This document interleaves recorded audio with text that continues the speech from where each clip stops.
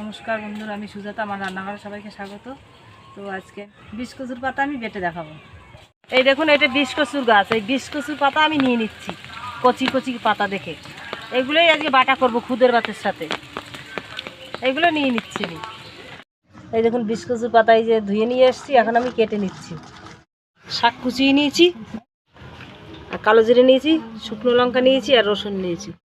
কড়াই গরম করে নিয়েছি, তেল দিয়ে দিচ্ছি। তেল গরম হয়ে গেছে, শুকনো লঙ্কা দিয়ে দিচ্ছি। রসুন ভেজে নিচ্ছি, কালো জিরে ভেজে নিচ্ছি। লাল করে ভাজা হয়ে গেছে দেখুন। এখন আমি শাকগুলো দিয়ে দিচ্ছি। নুন দিয়ে দিচ্ছি স্বাদ মতন, হলুদ অল্প করে হলুদ দিয়ে দিচ্ছি। ভাজা হয়ে গেছে, এখন আমি তুলে নিচ্ছি আমি। এটা হচ্ছে কচু পাতা, সেই বাগানের যে কচু সেইটা।